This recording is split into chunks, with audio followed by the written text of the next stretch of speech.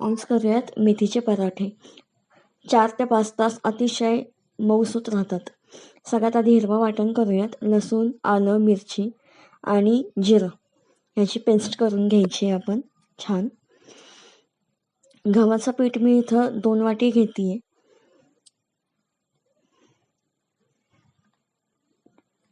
गव्हाच्या पिठामध्येच आपण हे पराठे बनवणार आहोत. 2 चमचे आपण बेसन पीठ घ्यायचं आहे, थोडासा मऊपणा येण्यासाठी. चवीपुरतं मीठ घ्यायचं आहे. पांढरे तीळ घेतलेत मी इथे. ओवा छान हातावरती क्रश करून घ्यायचं आहे. बडीशोप घेतली आहे मी इथे अर्धा चमचा. हिंग, हळद, लाल तिखट घेतलं आहे थोडंसं. आणि आपलं हिरवं वाटण जे केलं होतं ते 2 चमचे घेतलेले. आता 2 बटाटे उकडून सालं काढून व्यवस्थित किस करून घ्यायचा आहे त्याचा, म्हणजे अतिशय मऊसूत होत आहेत आपले पराठे. कडू लागत नाही आणि मोठ्यांना काय लहानांना सुद्धा आवडीने खातात ते. परत परत मागून खातील ह्याची गॅरंटी. अतिशय स्वादिष्ट होतात.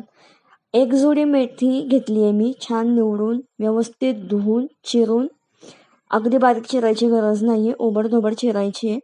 आणि व्यवस्थित ह्याचं थोडं थोडं पाणी घालून पीठ मळून घ्यायचं आहे.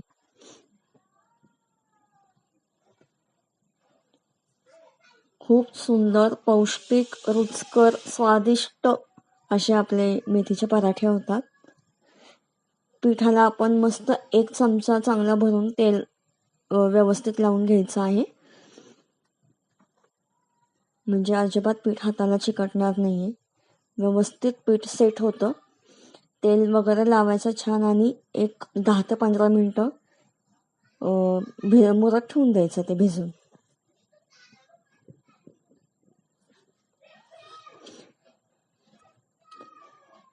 पंधरा मिनटं झालेली आहेत. आता आपण छान त्याचे पराठे लाटायला घेऊयात. गव्हाचं पीठ आपण थोडंसं लावायला घ्यायचं आहे. तेल लावून घ्यायचं छान आणि 4 घड्यांचे आपण हे पराठे करायचे आहेत.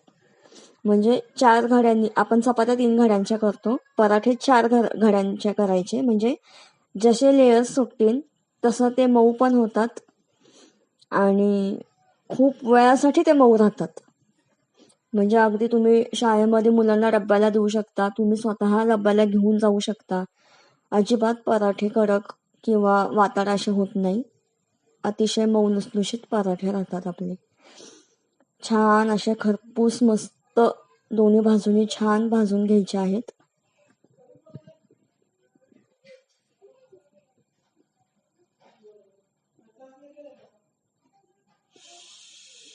हा अतिशय सुंदर सुवास येतोय.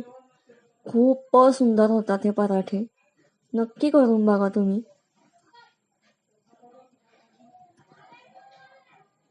वा, छान आपला पराठा दोन्ही बाजूंनी छान भाजला गेलेला आहे, खुसखुशीत.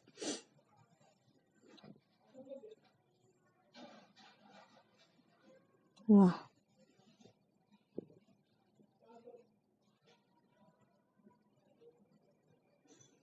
रेडी आहे आपला पराठा. बघा तुम्ही, अतिशय मऊ असतो हा आणि असाच मऊ राहतो. तयार आहेत आपले मेथीचे पराठे.